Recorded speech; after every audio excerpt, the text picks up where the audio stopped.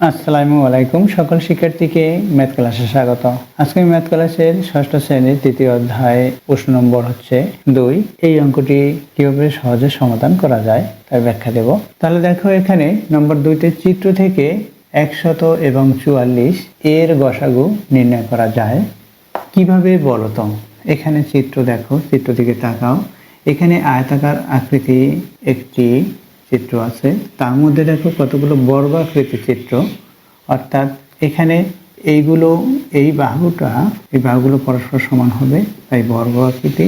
এই দুইটা আয়তন মধ্যে দুইটি বর্গক্ষেত্র, এই বাহুগুলো পরস্পর সমান, অর্থাৎ এটা এই বাহু সমান। আবার দেখা যায় এখানে কতগুলো বর্গক্ষেত্র, এখানে 3টি, এখানে দেখো এটা 2টা, এখানেও 3টি, টোটাল এই বর্গক্ষেত্র দেওয়া আছে। এই যে চিত্রে আয়তক্ষেত্রের মধ্যে অনেকগুলো ছোট বর্গক্ষেত্র রয়েছে, সেটা আমরা দেখতে পাচ্ছি।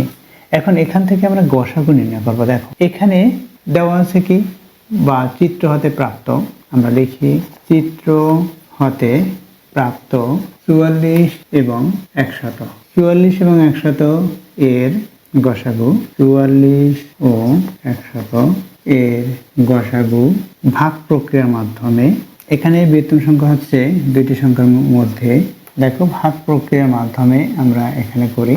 100 বড়, 44 হচ্ছে ছোট সংখ্যা, তাই ছোট সংখ্যা দিয়ে বড় সংখ্যাকে ভাগ করতে হবে। যদি ভাগ প্রক্রিয়ার মাধ্যমে কতবার যাবে আমরা হিসাব করব, 2 বার যদি যায় 44 দুগুণে 88 হবে, এই 88 লিখি।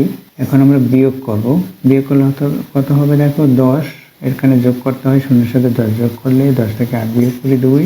এখন যেহেতু 10 যোগ করছি হাতে 1, এই 8-এর সাথে যোগ করতে 9, 10 থেকে 9 বিয়োগ করি 1, 12 হলো। 12 দিয়ে এটাকে ভাগ করি, আবার 12 দিয়ে 44কে ভাগ করবো, এখানে যে ভাজক আছে সেটাকে ভাগ করি। তাহলে 12 কতবার যাবে, 44-এর মধ্যে 3 বারং 36, 3 বার গেল, এরপর বিয়োগ করি, বেশি 4 বারং 48, 36 থেকে 48 বড় হয়, তাই আমরা বিয়োগ করছি। এখন দেখো 48 এসে এখানে 4 বার যাবে না, 4 বারং 48 হবে, যা 44 এসে বড়, তাই 3 বার গেল, 3 বারং 36। এখন এই 4 যেহেতু ছোট, এর সাথে 10 যোগ করতে হয় 14, 14 দিয়ে 6 বিয়োগ করি, কত হবে 6 পরে আমরা 14 পর্যন্ত গুনবো। দেখো 6, 7, 8, 9, 10, 11, 12, 13, 14, কত হলো 8 হলো, 8 লিখি।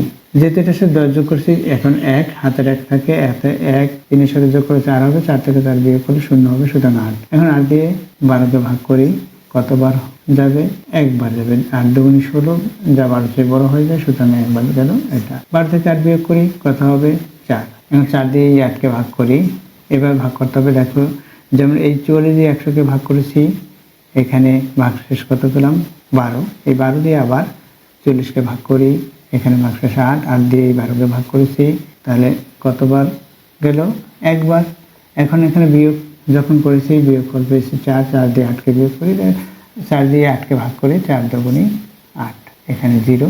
তাহলে কি পেলাম আমরা, এখানে গসাগু পেলাম এই 4।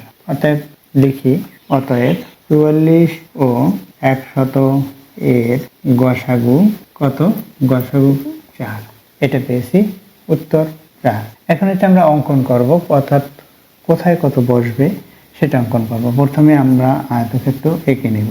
দেখো আয়তক্ষেত্র এঁকে নিই, মনে করি এটা আয়তক্ষেত্র, এই আয়তক্ষেত্র আঁকা হলো। এখন এই আয়তক্ষেত্র দিয়ে মনে করি এটা হচ্ছে আয়তক্ষেত্র, কতটুকু আয়তক্ষেত্র আমরা অবশ্যই ছোট করে আঁকবো। এই আয়তক্ষেত্র মনে করি এটা আঁকলাম। এরপরে আমরা এমনভাবে এটা কেটে নেব যে 4 বাহু সমান হবে। এখানে 3টি আছে, সেই 3টি আয়তক্ষেত্র এমনভাবে আঁকবো যে তার প্রত্যেকটি বাহুর দৈর্ঘ্য সমান হয়, সেভাবে এই 1, 2, 3, এই 3টি কেটে নিলাম। এরপর যেটা আছে সেটাকে আমরা আবার এমনভাবে আঁকবো যে এটাও বর্গ হয়, মনে করি এটা বর্গ হলো। এখন কোথায় কত বসবে সেটা দেখো, এখানে 44, 100, এখানে 100, অর্থাৎ এই হইতে এই পর্যন্ত 100, এই হইতে এই পর্যন্ত 100। এখানে মিটার আছে, মহারস্যি লিখে রাখি শুধুমাত্র মি। দেখো এখানে মিটার আছে, তাই মি লিখলাম। এখন এখানে কত 44, এই সংখ্যাটি 44। এখানে দেখো কেন 44 বুঝতে পারছি আমরা। দেখো এখানে 44 কতবার, 2 বার, অর্থাৎ এটাও 44 হবে, এটাও 44 হবে। এরপর কত 12, 12 কতবার, 3 বার, তাহলে এখানে 12 হবে, এখানে 12 হবে, এখানে 12 হবে। এরপর কত 8, 8 কতবার, একবার, এখানে 8 হবে, যে কোনো একটা আমরা 8 লিখতে পারি। এরপর 4 হবে 2 বার, অর্থাৎ এখানে 4, এখানে 4 এটা।